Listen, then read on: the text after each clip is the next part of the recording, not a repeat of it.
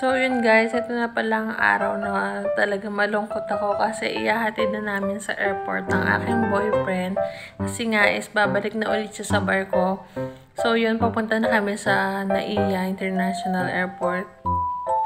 Ito ang pinakamahirap sa lahat, ang maghatid sa airport. Mas okay pa ang magsundo kasi andun ang excitement, ang saya, lahat nandun. Pero ang paghahatid sa airport ang pinakamabigat at nakakalungkot na feeling, nakakaiyak dahil syempre yung ating mga OFW or mahal natin sa buhay is babalik na sa kanilang trabaho para lumayo sila para magtrabaho and para sa atin. Kaya salut ako sa mga OFW dyan na kumakayod at nagtitiis sa malayo para lang sa mga pamilya nila at para mabigay yung pangangailangan ng pamilya nila. Ayoko makitang malungkot ang aking boyfriend ngayong araw na to, kaya nagpakatatag ako kahit sobrang lungkot ko. Gusto kong umiyak pero ayokong pakita sa kanya kasi nga baka lalo siyang maging malungkot. So yun, ito, sasabak na naman kami sa 9 months LDR pero kayang-kaya kasi nakaya naman namin nun.